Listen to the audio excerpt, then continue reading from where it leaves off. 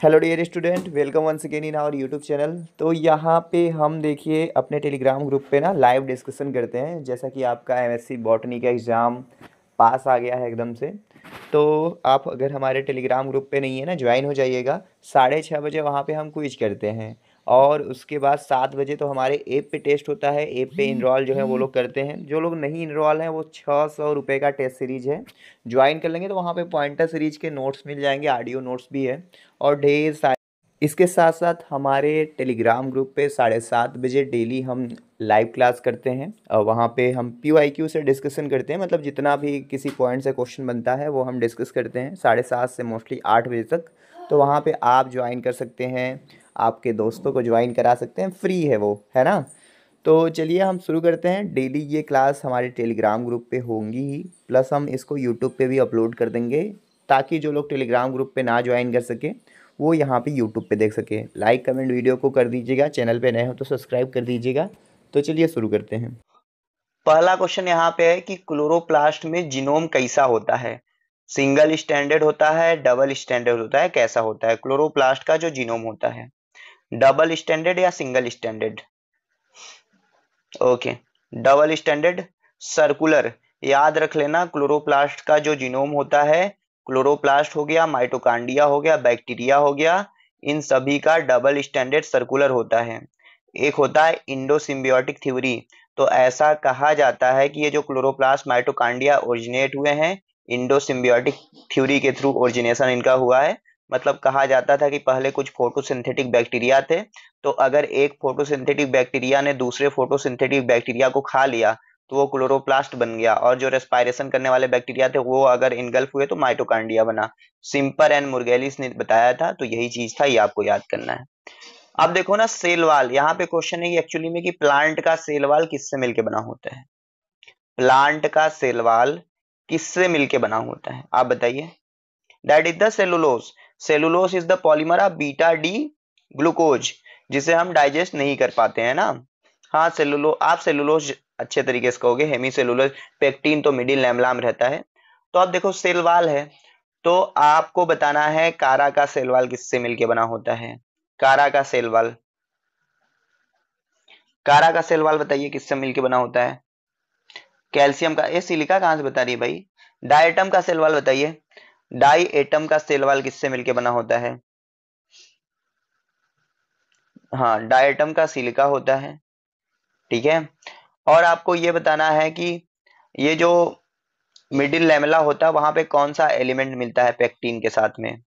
Magnesium होता है या कैल्शियम होता है? That is the calcium pectate. Middle lamella that is the cementing layer of the two between the two plant cell. मतलब दो plant cell को चिपकाने के लिए वहां पे सीमेंटिंग लेयर मिलता है, मिडिल लैमेला। अगर दो सेल हैं, दो प्लांट सेल है, उसमें साइटोप्लाज्मिक कनेक्शन है, तो उसे क्या कहते हैं? दो प्लांट सेल में कम्युनिकेट कराने के लिए, यानी दो सेल में, एनिमल भी ले सकते हो भाई, क्या कहेंगे? पीट। प्लाज्मोडेस्मेटा पूछ रहा था। हम्म। अगर इसी प्लाज्मोडेस्मेटा में से जो साइटोप्लाज्मिक कनेक्शन है, अगर इसमें से इंडोप्लाज्मिक रेटिकुलम जो है आर पार निकल जाए, मतलब एक सेल का इंडोप्लाज्मिक रेटिकुलम दूसरे सेल में पहुंच जाए, तो उसे क्या कहेंगे? उसको हम बोलेंगे डेस्मेटिब्यूल, है ना। तो ये चीजें आप याद कर लेना। अच्छा, ऐसा कौन सा सेल ऑर्गेनेल है जिसको सुसाइडल बैग बोलते हैं? सेल के अंदर सेल ऑर्गेनेल जिसको सुसाइडल बैग बोलते हैं, एटम बम बोलते हैं, डिमोलिशन यूनिट बोलते हैं, स्कैवेंजर ऑफ द सेल बोलते हैं, that is the lysosome. Lysosome का जो पीएच होता है वो एसिडिक होता है। आपको पता है वो 5 होता है ना, 5, क्योंकि वहां पे हाइड्रोलिटिक एंजाइम। एक क्वेश्चन मैं पूछूं अपने से, तो ये बताइए, हमारे सेल के अंदर जो मोस्ट ऑफ द एंजाइम है वो किस सेल ऑर्गेनेल के अंदर रहते हैं? Most of the enzyme in our cells found in which of the cell organelles? That is the mitochondria. 70% of the enzyme found in the mitochondria. हाँ, lysosome नहीं। ये बताइए, all of the enzyme of mitochondria found on the cytosol यानी matrix of the mitochondria, but which of the enzyme found in the inner membrane of the mitochondria? बताइए। या succinic dehydrogenase. अब देखो, मैं ना एक एक लाइन में क्वेश्चन पूछ रहा हूं ना, वो स्टेटमेंट बना के लास्ट में आपसे यही पूछ देगा कि कौन सा है। अगला आपका क्वेश्चन है कि एक प्लांट सेल है, उसमें से आप सेल वाल रिमूव कर दोगे तो उसको आप क्या कहोगे? A cell without the cell wall. क्या कहोगे आप? A cell without cell wall is known as the protoplast. तो अब प्रोटोप्लास्ट सुन लिए, तो सबसे पहले प्रोटोप्लास्ट की आइसोलेशन कौन किया था? अभी आज के टेस्ट में क्वेश्चन मैंने डाला था, एक बताइए। प्रोटोप्लास्ट को प्लांट सेल से आइसोलेट करने वाला पहला साइंटिस्ट, सी से नाम था ना उनका, क्या नाम था बताइए भाई? That is a caulking. Stewart ने भैया सेलुलर टोटिपोटेंसी को प्रूव किया था। हेवरलैंड ने सेलुलर टोटिपोटेंसी के बारे में बताया था। तो प्रोटोप्लास्ट जिसे है, तो प्रोटोप्लास्ट सुन के कोई बढ़िया सा क्वेश्चन नहीं याद आ रहा है आपको? इतना दिन से पढ़ रहे हो, प्रोटोप्लास्ट सुन के कौन सा क्वेश्चन याद आ रहा है? जो साइब्रिड बनाते हैं, प्रोटोप्लास्ट फ्यूजन वाला याद आ रहा है ना? हाँ, फ्यूकोजेन पॉलीइथिलीन ग्लाइकॉल का याद आ रहा होगा आपको। तो याद कर लेना, है ना? चलो आगे चलते हैं। यहाँ पे दो टर्म दिए हैं, सिम्प्लास्ट और एपोप्लास्ट, आपको पता है ना? Apoplastic symplastic movement of the water पता है ना? बताइए एपोप्लास्टिक कैसे क्या होता है? बताइए बताइए। Apoplastic movement of water is that movement जो कि वाटर का मूवमेंट होता है नॉन लिविंग नॉन ग्रोइंग यानी कि सेल वाल के थ्रू। कैस्पेरियन, हाँ। और सिम्प्लास्टिक रहता है तो भैया उस सेल को क्रॉस करके होता है, प्लाज्मोडेस्मेटा के थ्रू होता है। ठीक है, याद कर लेना। अगला क्वेश्चन है, वो कौन सा सेल ऑर्गेनेल है जो एपोप्टोसिस में अपना मेन रोल प्ले करता है? The cell organelle which play important role in apoptosis, बहुत लोग लाइसोसोम सोचते हैं, लेकिन माइटोकांड्रिया है, वहां से साइटोक्रोम सी रिलीज होता है, फिर एपेप वन से बाइंड होके एपेप्टोसोम बनाता है, फिर वो अलग कैस्पेस होते हैं। अच्छा एक पता है, एपोप्टोसिस में जो एंजाइम इन्वॉल्व होते हैं उनका एक स्पेशल नाम होता है, एमपीपीएससी में पूछा था ये कि उनका नाम क्या होता है? कैस्पेस सेरीन प्रोटीएज उसको कहते हैं, कैस्पेस। और एक क्वेश्चन ये आया था कि कैंसर को कराने वाले जीन को क्या कहते हैं? जो जीन कैंसर कराते हैं उनका नाम क्या है? क्या है सर? बॉटनी में भैया, लाइफ साइंस में आ जाएगा ना, प्रोटो ऑन्कोजीन। ठीक है, सप्रेसर ट्यूमर सप्रेसर जीन ये सब होते हैं ना सब। तो अगला क्वेश्चन है, ये तो कई बार बताया हूं कि भैया कौन कौन से सेल ऑर्गेनेल हैं आपके सेल के अंदर जहां पे डीएनए पाया जाता है? आपको तो पता ही होगा कि there are 3 cell organelle in the cell. मतलब अगर एनिमल सेल पूछे तो भैया कितने सेल में डीएनए रहेगा? अगर एनिमल सेल पूछे तो नंबर में बताइए। एनिमल सेल अगर आपसे पूछ रहा है तो कितने सेल में रहेगा? 2 में रहेगा, 2 में रहेगा ना, न्यूक्लियस और माइटोकांड्रिया ना, क्लोरोप्लास्ट वहां पे नहीं रहेगा। ठीक है।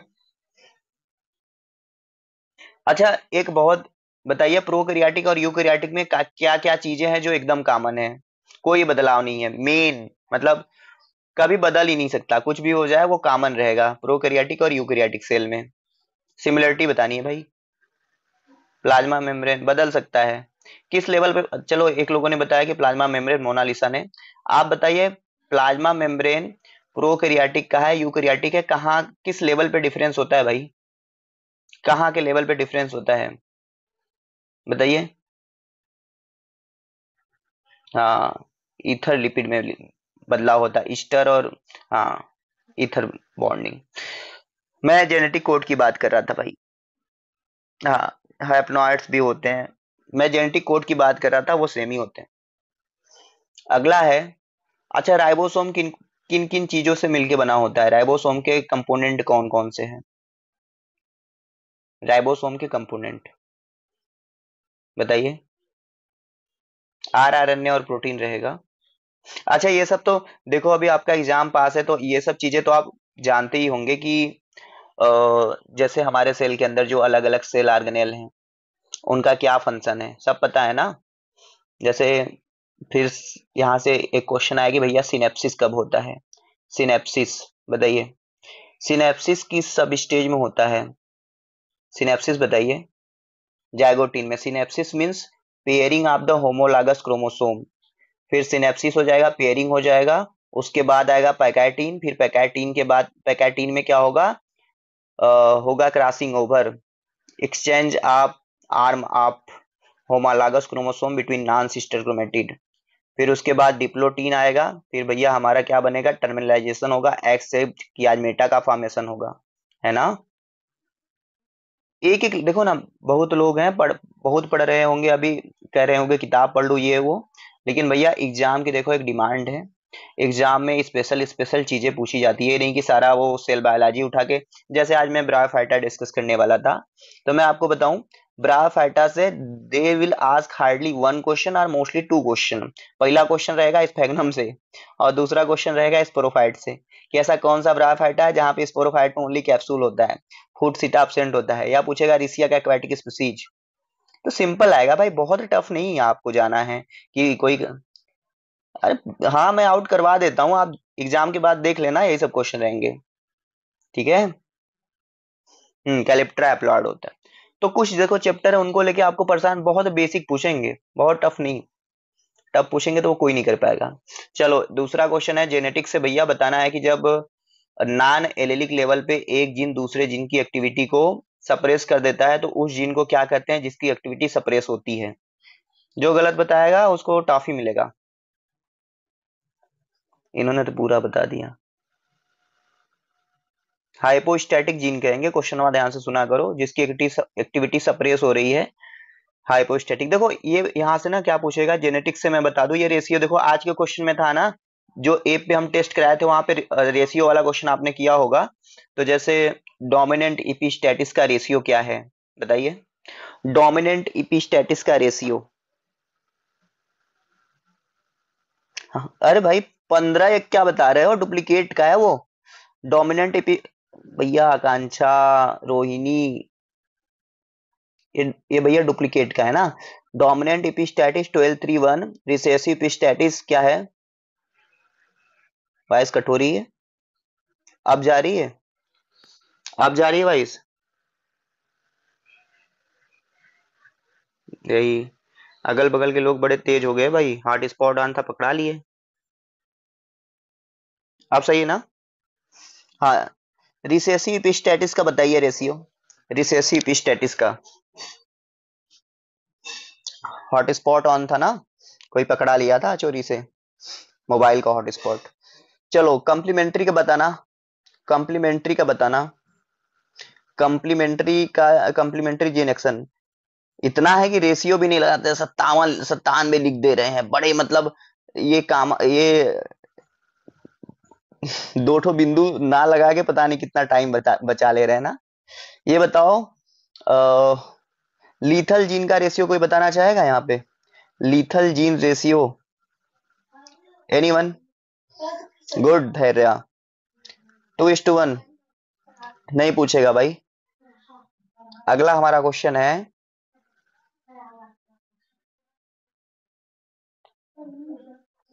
अच्छा माइकोप्लाज्मा से, जैसे यहाँ पे एक माइकोप्लाज्मा से क्वेश्चन है, लेकिन मैं आपसे जितने भी माइकोप्लाज्मा से क्वेश्चन बनते हैं पूछता हूँ। सबसे पहला क्वेश्चन तो आपको ये बताना है कि माइकोप्लाज्मा के पास कितने एंगस्ट्राम का सेल वॉल होता है, 75, 85, 90, 100, एंगस्ट्राम में बताना है।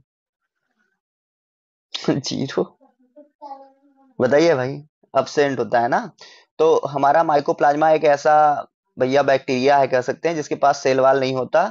तो यद्यपि यहाँ पे सेल वॉल नहीं है माइकोप्लाज्मा के पास, तो इसके ऊपर पेनिसिलिन हो गया, वैनकोमाइसिन हो गया, इसका कोई भी इफेक्ट नहीं पड़ेगा। लेकिन ये ऑस्मोटिक शॉक हो गया, टेट्रासाइक्लिन हो गया, इसका प्रभाव पड़ेगा, क्योंकि भैया ट्रांसक्रिप्शन ट्रांसलेशन तो यहाँ पे भी होता है, ऑस्मोटिक शॉक में दे दिए तब भी प्रभाव पड़ेगा। लेकिन इसको भैया आप कह दो कि जैसे दूसरे बैक्टीरिया कवक फंजाई ये सब है, उनको तेल नमक में डालोगे वो लोग मर जाएंगे। क्यों मरते हैं पता है आपको, दूसरे बैक्टीरिया फंजाई है उनको ज्यादा नमक दोगे तेल दोगे मर जाते हैं, काहे मर जाते हैं, एनीवन बताओ भाई। हाँ, क्योंकि उनका प्लाज्मोलिसिस हो जाता है, एक्सोऑस्मोसिस हो जाता। लेकिन ये माइकोप्लाज्मा है ना, इसको रख दोगे ना, ये नहीं मरेगा, काहे नहीं मरेगा, क्यों नहीं मरेगा भाई, माइकोप्लाज्मा काहे नहीं मरेगा, क्योंकि इसके मेम्ब्रेन में क्या होती है ऐसा, बताओ। हाई स्ट्रॉल होता है, कोलेस्ट्रॉल होता है। अब देखो माइकोप्लाज्मा को हम बोलते हैं joker of the plant kingdom, joker of the microbiological park, ये याद कर लेना, इसको स्टेरोकोकस भी बोलते हैं। इसका खोज एक्चुअली में लुईस पास्चर ने किया था ना, लेकिन अगर लुईस पास्चर नहीं है तो आप नोकार्ड एंड रॉस्क लगा सकते हो। हाँ हाँ, प्लियोमार्फिक भी बोलते हैं, क्योंकि अपना ये दो टर्म होते हैं, देखो, पॉलीमार्फिक और प्लियोमार्फिक। आपसे कोई पूछे कि भैया बताओ पॉलीमार्फिक सेल ऑर्गेनेल कौन है, पहले पॉलीमार्फिक सेल ऑर्गेनेल कौन है, तो क्या बताओगे? Polymorphic cell organelle, polymorphism lysosome. और प्लियोमार्फिक क्या है? प्लियोमार्फिक कौन है? प्लियोमार्फिक सेल ऑर्गेनेल कौन है? Pleomorphic that is the Golgi body, Shraddha. क्योंकि वो सेक्रेशन के अलग अलग फेज पे एक ही सेल ऑर्गेनेल है, कभी ऐसा करके फैला हुआ है, कभी सिकुड़ जा रहा है, गोल्जी बॉडी। लाइसोसोम क्या है? अपना अलग अलग, एक है पहले अकेला, फिर फूड वैक्यूल से फ्यूज होकर कुछ और बन रहा है, बाद में ऑटोफैगोसोम बन रहा है, बाद में रेसिडुअल बॉडी बन रहा है, तो अलग अलग चेंज हो जा रहा है। तो माइकोप्लाज्मा देखो, इसको ऐसा कहते हैं कि इसमें से कौन सा है जो ऐसा आमलेट की तरह दिखता है, फ्राइड एग लाइक अपीयरेंस दिखाता है, तो माइकोप्लाज्मा है ना। और एक होता है लिटिल लीफा ब्रिंजल, बड़ा इंपॉर्टेंट है भाई, लिटिल लीफा ब्रिंजल माइकोप्लाज्मा। अगर हम आपसे पूछें लिटिल लीफा पपाया, अगर लिटिल लीफा पपाया पूछे तब हो जाएगा। आज 90 लोग हैं भाई हमारे लाइव क्लास में, ऐसे डेली आया करो और अपने दोस्तों को भी लिया के आया करो क्लास में ना। बता दो कि अब देखो एग्जाम पास आ गया, इसे आके सुन लेंगे तो काफी फायदा रहेगा। चलो आगे चलते हैं ना। तो आगे भैया हमारा क्वेश्चन है, आपने बैक, हाँ, मोनुआ पटेल, नमोआ बदल दो, नहीं तो ग्रुपवा से भगा दूंगा ना। एक तो सर्वा मच्छर का फोटो लगा के, एलियन वाला डीपी लगा के। चलो आगे चलते हैं। बैक्टीरिया का मेटाबॉलिक, आपने पढ़ा होगा मेटाबॉलिज्म। तो बैक्टीरिया सबसे ज्यादा जो ग्रो करता है किस फेज में करता है? लैग फेज में, लॉग फेज में, या स्टेटनरी फेज में? सबसे ज्यादा ग्रोथ लैग में, लॉग में, या स्टेटनरी में? That is the log phase, उसको दूसरे नाम से हम बोलते हैं एक्सपोनेंशियल फेज। ठीक है, लॉग वाला। पहले मैं लैग सोचता था, लेकिन बाद में जब मैं कंप्यूटर पढ़ने गया तो मुझे पता चला कि जो धीरे चलते हैं उसको लैग बोलते हैं, लोग जो है एक्सपोनेंशियल है। अगले क्वेश्चन में चलते हैं। टीएमबी देखो यहाँ पे है, एक्चुअली में पूछा है टीएमबी का जेनेटिक मटेरियल। टी टीएमबी का जेनेटिक मटेरियल पूछा है, बताइए। सिंगल स्टैंडर्ड आरएनए है। टीएमबी को खोजा किसने? टीएमबी को खोजा किसने भैया? किसने खोजा टीएमबी को? यानी वायरस की डिस्कवरी किसने किया, ये बताइए। Who discovered virus, that is the Ivanovsky. ए भैया ट्वार्ट विनायक, ट्वार्ट ने ना बैक्टीरियोफेज का डिस्कवरी किया था 1915 में। फिर 1917 में डी हैराले ने उसके स्ट्रक्चर के बारे में बताया था। इवानोव्स्की ने बैक्टीरियो सॉरी वायरस यानी कि टीएमबी का खोज किया। फिर दूसरा पूछता है कि टीएमबी को क्रिस्टलाइज किसने किया? Who crystallize the virus for the first time? That is the Stanley. फिर दूसरा पूछता है कंटाजियम वाइबम फ्लूइडम के बारे में, कि किसने बताया कि वायरस जो है बैक्टीरिया वाला जो फिल्टर, उससे फिल्टर करेंगे तो छन जाएगा पूरा का पूरा, मतलब बहुत छोटा है। बेजरिंग ने बताया। ठीक है, तो ये कुछ साइंटिस्ट है। फिर एंटीसेप्टिक सर्जरी के बारे में किसने बताया? एंटीसेप्टिक सर्जरी के बारे में मतलब कहते थे भैया जॉन लिस्टर ने बताया। तो छोटे छोटे टर्म है माइक्रोबायोलॉजी में, तो आप बता देंगे तो आप पास रहेंगे ना। ये बताओ टीएमबी जो होता है, कैप्सोमियर का नंबर कितना होता है भाई टीएमबी के? हाउ मेनी कैप्सोमियर के नंबर कैप्सिड में? 2130। गुड। और एक आध क्वेश्चन और बनते होंगे, अब भाई मेरे दिमाग में नहीं आ रहे हैं, अब जितने दिमाग में आ रहे हैं मैं पूछ रहा हूँ। और जरूरी नहीं कि आज सब पूछ डालूं, अभी तो हम डिस्कस करेंगे ना। अभी अभी सीवीटी हो जाएगा, फिर स्टेट के एमएससी एंट्रेंस होंगे, तो ऐसे आप हमारे साथ बने रहिए भाई। अब अगला क्वेश्चन है भैया कि कौन फोन कर रहा है भाई? हाँ, अगर जैसे बैक्टीरिया के अंदर जेनेटिक मटेरियल का ट्रांसफर हो रहा है, ठीक है, अगर बैक्टीरिया के अंदर जेनेटिक मटेरियल का, भाई डिस्कस कर लो या ये देख लो ठीक है, वो हमको डीएम में भेज देना, वो हम गूगल करके बता देंगे, हो सकता है हमको ना आए। तो बैक्टीरिया के अंदर जो जेनेटिक मटेरियल का ट्रांसफर होता है, अगर बैक्टीरियोफेज के हेल्प से हो रहा है तो उसे हम क्या कहेंगे? बताओ भाई। The transfer of genetic material between the bacteria with the help of bacteriophage is called as the transduction. And transduction is discovered by who discovered the transduction? बताओ। Zinder and Lederberg. हम्म। अगला क्वेश्चन है भैया कि ये disease से question पूछ दिया कि अल्ब्यूगो के द्वारा कौन सा डिजीज होता है। अभी हम कल की परसों ही बताए थे। अल्ब्यूगो के द्वारा कौन सा डिजीज होता है, बताइए जल्दी से। अल्ब्यूगो से कौन सा डिजीज होता है? यही चीज है ना, उल्टा क्वेश्चन पूछूंगा तो हाँ आ गया अभी को answer. White rust of crucifer. फिर यहाँ पे है अर्ली ब्लाइट ऑफ पोटैटो, किससे होता है? Early blight of potato, early blight of potato बताइए आप सब। अल्टरनेरिया सोलेनी, इससे टारगेट बोर्ड भी होता है, टारगेट बोर्ड इफेक्ट। यहाँ पे देखो कुछ नाम है ऑप्शन में, मैं एक बार रिकॉल करा देना चाहता हूँ। दैट इज द फाइटोप्थोरा दिया है जिससे होता है आपका लेट ब्लाइट। पक्सीनिया दिया है जिससे होता है ब्लैक स्टेम रस्ट। अस्टिलेगो दिया है जिससे होता है स्मट। तो याद कर लेना, ये सब सिंपल सिंपल छोटे छोटे डिजीज हैं। यहाँ पे है कप फंजाई, किसे कहते हैं? कप फंजाई पे जाइए। हाँ, एक इन्फॉर्मेशन ये रहेगा, जो लोग हमारे टेस्ट सीरीज में हैं या किसी भी हमारे बॉटनी के कोर्स में इनरोल हैं, कल से एक एक पेपर में और अपडेट करूंगा। मतलब कल से आपको एक एक टेस्ट देखने को मिलेंगे पीवाईक्यू के। जैसे ये मैं यूरा टीजीपी ऐसे कहाँ कहाँ है, राजस्थान का है ना, तो ऐसे करके आप लोग कर लीजिएगा, टेस्ट जरूर अटेम्प्ट कीजिएगा और डेली क्लास में आइएगा। हाँ बता तो दिया, यूरा टीजीपी एमएससी इंट्रेंस 2024 का। ठीक है, सिंपल सिंपल पेपर है। और कुछ लोग होंगे कहेंगे हम तो सर, हम तो जेकेपीएससी वाले हैं, हाँ हम तो सीयूटी पीजी वाले हैं, आप राजस्थान का क्या डिस्कस कर रहे हैं? तो भैया आप अभी मजदार में ही फंसे हुए हैं, निकल जाओ। बॉटनी बॉटनी है, वो कहीं का भी रहे ना। ठीक है, जो स्टूडेंट इस चीज को समझ गया वो पार हो जाएगा उसका बेड़ा। आगे चलते हैं। कुछ डिजीज का नाम ले रहा हूं, आपको बताना है कि किस पैथोजन से होते हैं। ठीक है, पहला डिजीज है PDF of the paper please sir. आप तो हमारे ऐप पे है ना, वहां पे देख लो ना भाई, सारा अपलोड है ना। ग्रुपों में चेक कर लिया करो, थोड़ा खोजा करो, एपोआ पे सारा चीज है। ठीक है, ऐप पे देखिए जाके। यही सब चीजें होता है, तो हमारा ना वो मूड होता है, खा बताने का पढ़ाने का एक मूड होता है। तो ऐसे चीजें देख के फिर हमारा मूड करता है बस अब हमको लग रही है भूख, तो हम जाए खाने। फ्लो छोड़ देते। हमारे ऐप पे जाइएगा, ऐप पे तो आप हैं ही, कोर्स में भी इनरोल है, पीसफुल साउल है ना। तो वहां पे थोड़ा सा कंटेंट वाले में देखिएगा, वहां पे नीचे ना पीडीएफ। अरे भाई हंसो मत, बहुत सीनियर सीनियर लोग हैं और मैं बहुत रिस्पेक्ट करता हूँ, मेरे बातों का ना बुरा मत माना कीजिए कोई लोग। हाँ भाई कंटिन्यू करो, थोड़ा बात नहीं कर सकता क्या जी? हाँ चलो। हाँ वहां पे देखिएगा, वहां एमएससी एंट्रेंस पीवाईक्यू रहेगा ना, वहां पे है सारे पीडीएफ, मैं पहले ही अपलोड कर देता हूँ।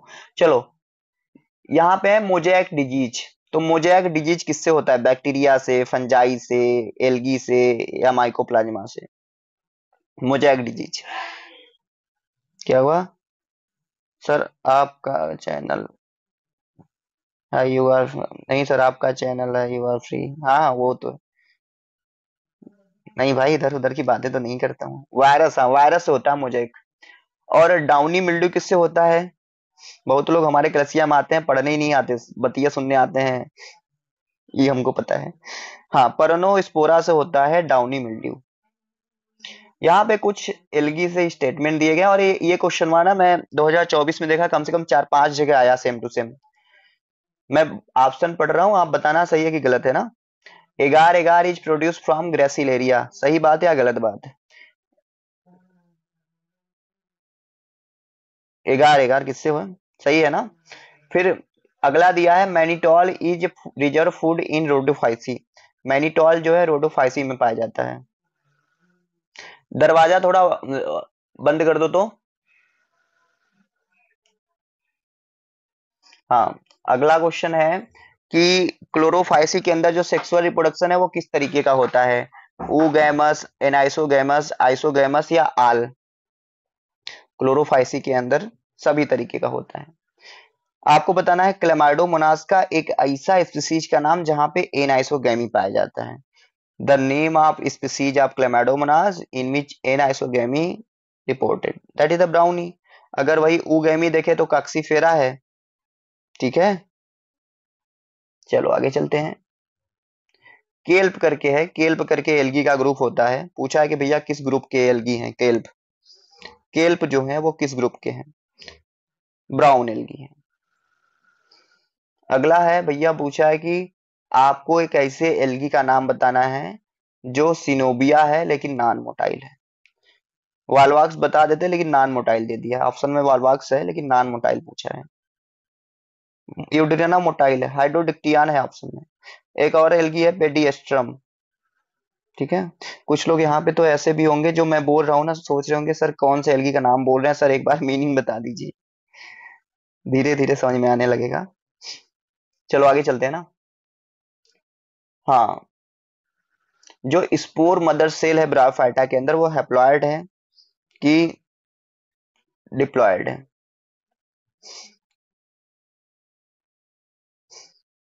स्पोर मदर सेल है तो डिप्लॉयड होगा।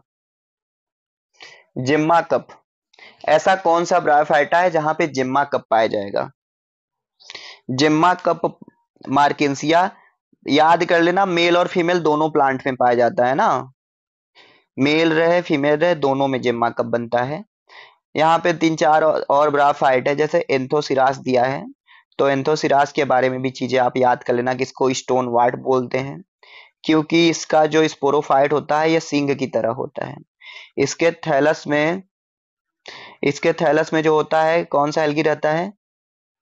इसके थैलस में कौन सा एल्गी रहता है? नॉस्टॉक रहता है और इसमें स्यूडो इलेटर पाया जाता है। और इसका स्पोरोफाइट का एक स्पेशल फीचर है कि यहाँ पे इंटर कैलरी मेरिस्टेम होता है। तो एंथोसिरास का जो स्पोरोफाइट है जिंदगी भर के लिए ग्रो करता रहता है। कालू मिला होता है। नास्टाक है तो भैया यहाँ पे पायरोनॉइड भी मिलता है। आप कहोगे सर पायरोनॉइड क्या है ना? तो पायरोनॉइड एक ऐसा स्ट्रक्चर होता है जो भैया फूड मटेरियल को रिजर्व करके रखने का काम करता है। ठीक है, इसको हम डिफाइन करें तो प्रोटेनेशियस कोर होता है जो स्टार्च के शीट के द्वारा घिरा होता है ना, जो कार्बन डाइऑक्साइड को पकड़ पड़ करके कंसंट्रेशन बनाता है ताकि फूड मटेरियल को फिक्स किया जा सके सही तरीके से। C mechanism, carbon concentration mechanism, समीक्षा गुड।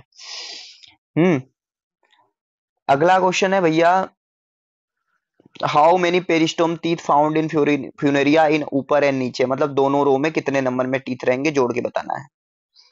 32 रहेंगे जितना हम इंसानों के पास होता है ना। 16 + 16, गुड। ऐसा कौन सा पॉल्यूशन है जिसका बेस्ट इंडिकेटर होता है lichen? Lichen is the indicator of which type of the pollution? SO2 pollution. अच्छा ये बताओ SO2 पॉल्यूशन को रिमूव करने के लिए ऐसा कौन सा यंत्र है या इंस्ट्रूमेंट है जिसका हम यूज करते हैं मोस्टली SO2 पॉल्यूशन को रिमूव करने के लिए? ये एनसीईआरटी में बड़े अच्छे से दे रखा है। आप कहोगे सर एनसीईआरटी पढ़ ले जाके। जैक स्ट्रीम, और सही से बताओ यस से नाम उसका। यस वाला ये जेट स्ट्रीम क्या है भाई? स्क्रबर का नाम सुना है कभी? स्क्रबर का नाम। एक होता है, अच्छा बाइक के अंदर एक स्पेशल जो बाइक का वो होता है ना साइलेंसर, जैसे जो पेट्रोल यूज करते हैं तो पेट्रोल में लेड हो गया ऐसा होता है ना, तो उसको दूर करने के लिए एक लगा होता है कैटालिटिक कन्वर्टर उसको बोलते हैं। तो उसमें कौन सा एलिमेंट का यूज करते हैं? पैलेडियम हो गया, और पैलेडियम बता दिया, और बताओ। रोडियम हो गया। रोडियम पैलेडियम, ये सब क्वेश्चन बनते हैं एग्जाम में, इसलिए मैं पूछ रहा हूँ भाई। चलो, और 8 तो बज गया है, रिकॉर्डिंग बंद करते हैं फिर थोड़े से बात करते हैं फिर डिनर।